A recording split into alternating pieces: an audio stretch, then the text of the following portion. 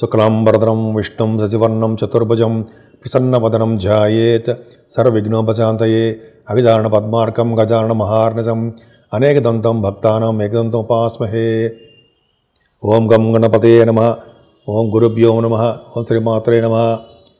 ఇప్పుడు మనం ఫిబ్రవరి 16వ తారీఖు నుంచి ఫిబ్రవరి 22వ తారీఖు వరకు కూడా వారం రోజులు గ్రహ ప్రభావం 12 రాశుల మీద ఎలా ఉంటుందో తెలుసుకోబోతున్నాం. ముందుగా మేషరాశి వాళ్ళకి ద్వితీయ స్థానంలో గురుడు ఉండడం వల్ల చక్కటి భోజన వసతులు, ధనం విషయంలో ఏమాత్రం ఇబ్బంది పడకపోవడము, కుటుంబంలో ఆదరణ ఎక్కువ పెరగడము, విద్యలో బాగా రాణించడము, ఐశ్వర్యప్రదంగా ఉండడము, అలాగే పాటలు పాడే శక్తి అదృష్టము కలగడము, అలాగే పాటల రీత్యా మీరు దూర ప్రదేశాలకి వెళ్ళడానికి అవకాశం ఉంది.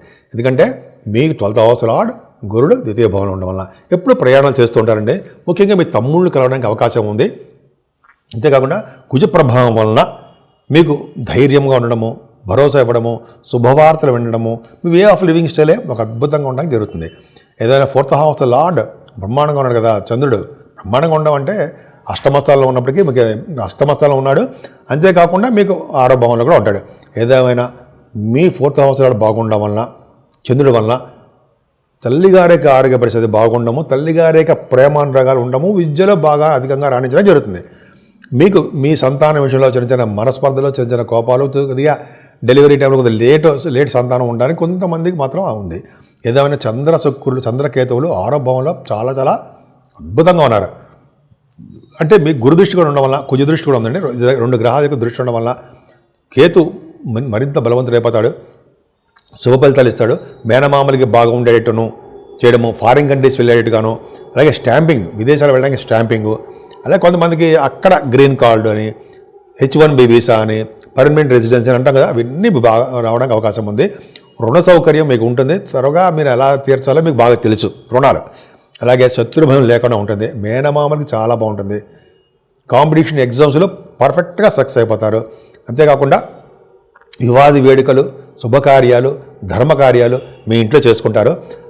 చంద్రుడికి గురుదృష్టి అష్టమ భావంలో 21, 22 తారీఖుల్లో అష్టమ భావంలో చంద్రుడు ఉండడం వలన, గురుదృష్టి ఉండడం వలన, గజకేసరి యోగంలో ఉండడం వలన మీకు యోగమే.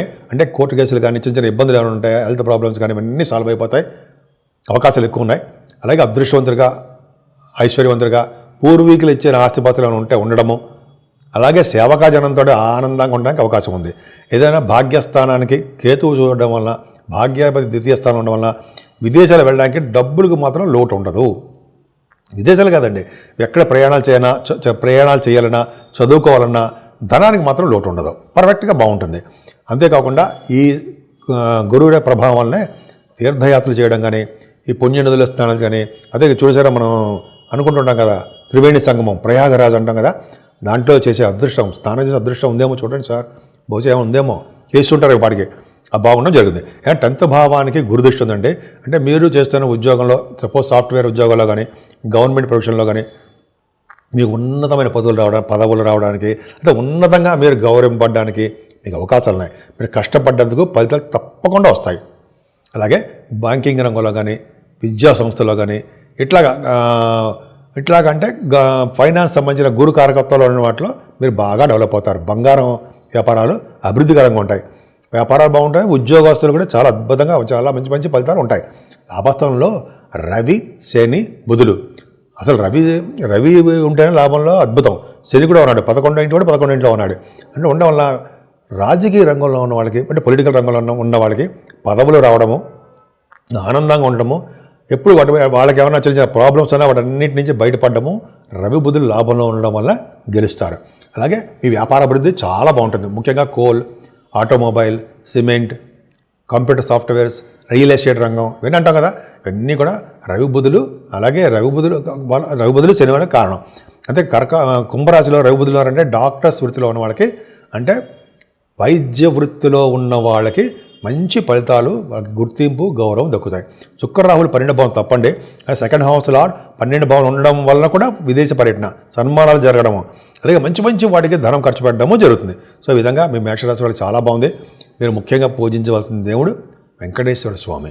వెంకటేశ్వర స్వామి ఆరాధన చేయడం వల్ల అన్ని రంగాల్లోనూ మీరు ముందంజలో ఉంటారు. 12 రాశుల వారికి చెప్పదగ్గ సూచన, రెమెడీస్ ఏంటయ్యా అంటే, ఈ వారంలో సూర్య భగవాన్ని కొలవడము, సూర్య భగవాన్ని ఆరాధన చేయడము, అలాగే అమ్మవారి యొక్క పవర్ ఉండాలి కాబట్టి అమ్మవారి యొక్క ఆశీస్సులు పొందడము, ముఖ్యంగా శివాభిషేకాలు అంటే గంగానది స్నానాలు అవన్నీ చేస్తూ ఉంటాం కదండి మనం. శివాభిషేకాలు చేసుకోవడం వలన, వెంకటేశ్వర స్వామి ఆరాధన చేసుకోవడం వలన మంచి శుభఫలితాలు కలుగుతాయండి. అంతేకాకుండా సుబ్రహ్మణ్యేశ్వర స్వామి ఆరాధన, సుబ్రహ్మణ్య స్వామి కళ్యాణం మర్చిపోకూడదు. ఎవరికి ఏది వీలుంటే ఆ విధంగా పుణ్యక్షేత్ర దర్శనాలు, నది స్నానాలు చేసుకుంటూ ఉండండి. ముఖ్యంగా చెప్పదగ్గ సూచన ఏంటంటే సూర్య భగవాన్ ఆరాధన మాత్రం మర్చిపోకండి. ఇది మాఘమాసం కాబట్టి సూర్య భగవానుడు నమస్కార ప్రియుడు, ఆరోగ్య ప్రదాత, ఐశ్వర్య ప్రదాత, అన్ని రంగాల్లోనూ అడ్మినిస్ట్రేటివ్ రంగంలో కూడా, పొలిటికల్ రంగంలో కూడా ముందంజలో ఉంచేవాడు సూర్య భగవానుడే. కాబట్టి సూర్య భగవాను ఆరాధన చేసుకుందాం. సూర్య భగవాను యొక్క ఆశీస్సులు మనందరము పొందుదాం. స్వస్తి.